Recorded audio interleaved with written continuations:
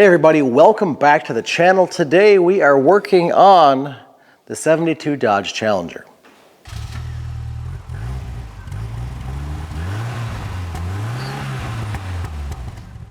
If this is your first time visiting us, thank you. Consider hitting the subscribe button below, like the video, and turn on the post notifications for all of our content we have coming out.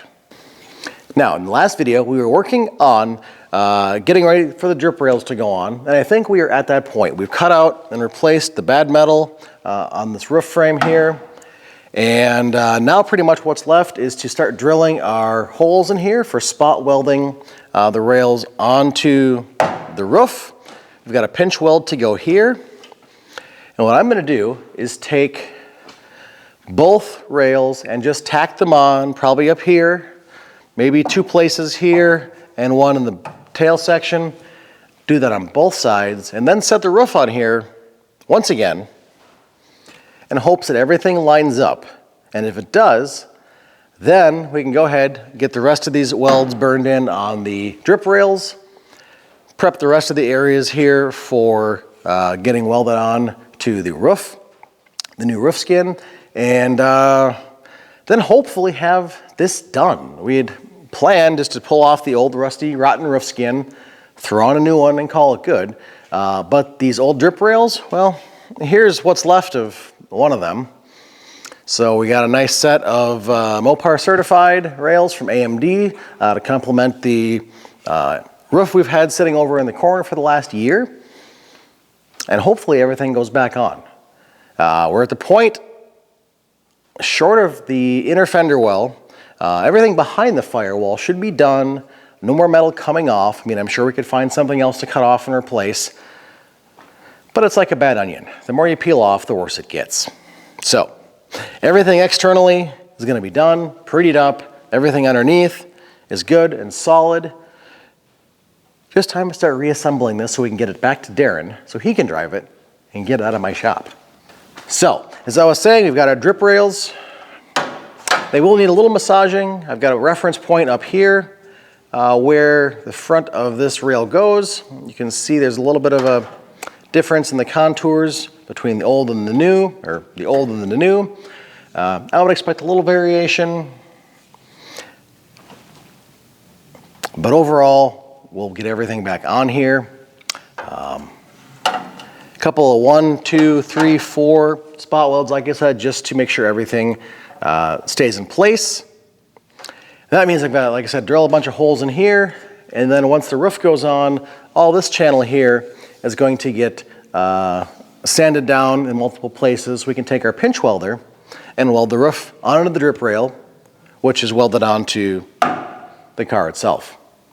So that's what I'm going to do, is go drill a bunch of little holes, and I'm pretty sure you've all seen me drill a hole before, and if not me, another 25,000 YouTubers working on cars. So I'm going to drill it out, come back when we're getting ready to make some sparks, and make some progress.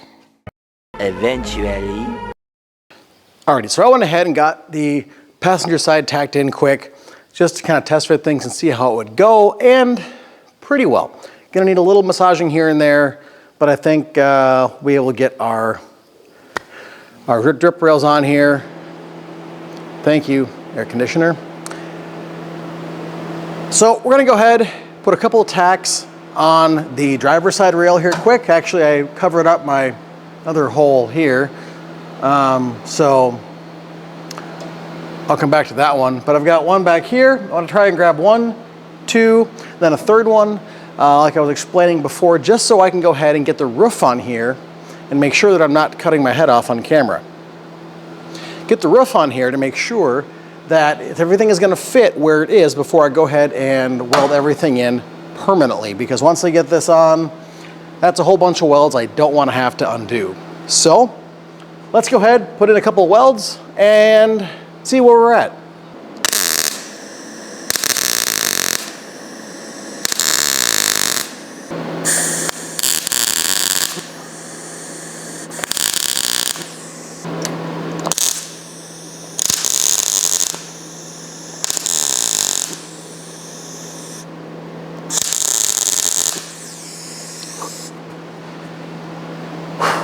Yeah, you were blocked, I'm sorry, but you can probably guess what I was doing. Anyway, I'm gonna let those welds cool off, and I'm gonna go to daycare and get the kids. So I'll come back, likely once it's 20 degrees cooler out here and the kids are in bed. Alrighty, check this out. It's dark out, but the roof is on. Well, it's at least set in place. I got a few places tacked in on both sides of the drip rails, and it fits. Now there's a little bit of massaging to do. Of course, I've got to run a bunch of other welds down the rest of this drip rail, and cleaning up the front edge under the drip rail, and then under the roof, and then under the rear, of course, needs to be done yet. But I wanted to make sure that where these rails were mounted are going to fit where they should, and by and large, I think we're going to be just fine. Now there's a little bit of massaging here to do up here, you know, to make these front edges fit down right where they should. Maybe a little bit different stamping process over the change in time, so I've got to nick this in just a little bit under here. I've got some work to do on this pillar here inside, a little bit of rust. Right at the top I've got to close up, take care of that. Back, it's pretty good. As I go through, I'm going to start in the front, work my way, get everything pinched in, and everything is going to close up in the back here just like it should when we're all said and done. Now the same thing if I go over here to the passenger side. If you can see me way over here, there's this giant roof in the way, which used to be a giant skylight. Anyways, up here we've got a very similar thing with the front A-pillar needing to be massaged just a little bit to fit this new roof skin on. And again, we'll work on clamping and pinch welding from the front to the back. And that's going to give us clearance for our drip rail to fit down onto our sail panel. And our rear fitment back here for the rear window is darn near perfect. Now, what does that tell me? It tells me I haven't messed up horribly bad yet. There's still a chance. But we've got a lot of work to do before I get to welding this on. Like I said, I've got to go ahead, finish welding on these drip rails. I've got to prep this front surface. I've got to prep the back surface of the frame. And I know some areas are going to get pinch welded. That's great. But I've still got to prep all those areas and take off all this black E-primer because it doesn't like to weld through there, especially with the old metal. So I'm going to go ahead, prep this front side, back side, like I said, get the grinder out, wire wheel, get everything cleaned up the best I can, and hope when I put the roof back on for the last time, it fits where it's supposed to. Yeah, it looks nice in here. And that's going to leave me with a few things left to do. One is going to be doing the filler from the roof to the sail panel in the back here. I haven't decided yet if I want to learn letterwork on the fly or if I just want to go ahead and put in filler. I have done some research and found out both ways that the vinyl top models have come with both filler and lead in them. So I may just do filler because you're never going to see it.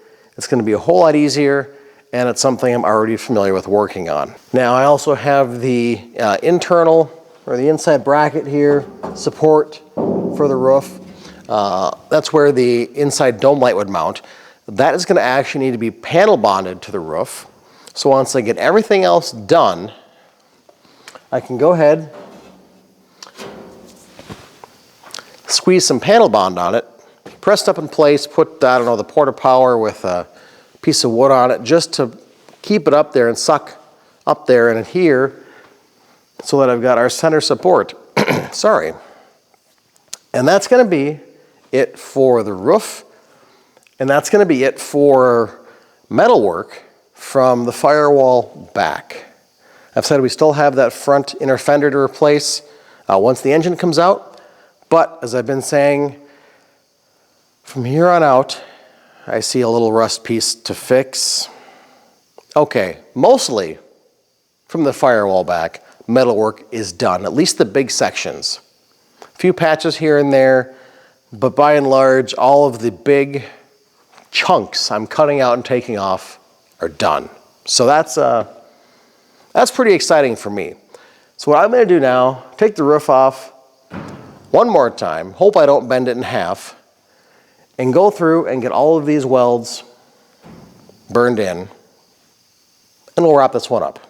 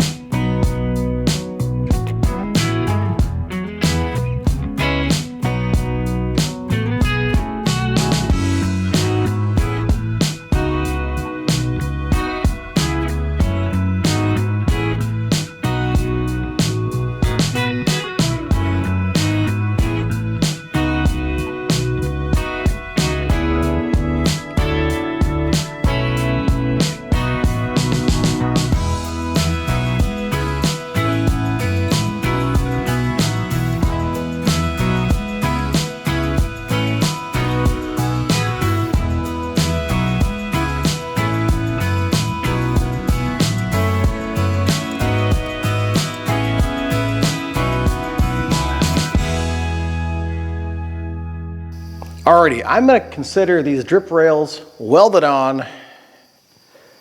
Welds have been ground down, primed, and I think we're done. Now behind me,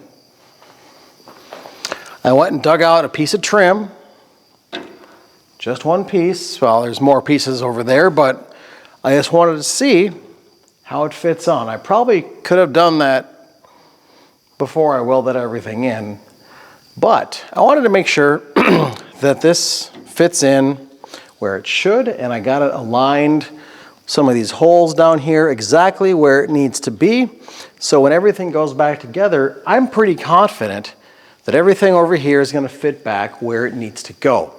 Now, of course, we've still got a lot of work to do. The roof itself has to go back on, but that's going to come on the next segment. Because for now,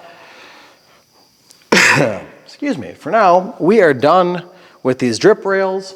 I've got some more prep work to do off camera. I've done a lot of work off camera on this one. A lot of fitting back and forth, parts on and off, the roof on and off 3 or 4 times. Just fitting and finagling and working things to where everything fits together how it should. And I figured I would just explain that versus show you probably, I don't know, 8 to 10 hours of fitting things on and off, mainly because I'm slow. But an hour a night or so working on it, it takes a while to get done. So if you've got a day or two to work on it straight through, great. If you're working on it for a hobby, you've got other things to do, family, work, yard work, it's going to be a slow process, but we're done with it. We can move on to the next step, which is finishing, preparing around the back, the sail panels, and then around the top of the windshield here. And that's what we're going to come back with next. So sit tight. I've got some yard work to do, actually putting our pasture back together behind the shop and get that put together. So that's what I'm going to be doing for, well, a while. But I will try and get the next video out putting the roof on. And that's going to be a big step. We can cut these braces back out, put it back on all 4 wheels. I thought about doing more work underneath now, but I don't want to crawl around on the dirt. That's just, no. We'll get our braces cut out of here, get all of our tools pulled out of here, all the scraps, the filings, the junk. Put our spare tire back in here for a seat. Maybe I'll actually put a real seat in here. But get it back on the ground, get it moving so we can work around, I don't know, more body work. Because really, like I said, body work from firewall back, we can finish that up, get it ready for primer. And I think after that, wait for Darren, pull out the engine, pull out the dash. We're gonna get the dash completely rebuilt. And we're on a path of reassembly, I think. So I'm gonna call this one quits for tonight. Thanks for watching. We'll see you in the next video. Bye-bye.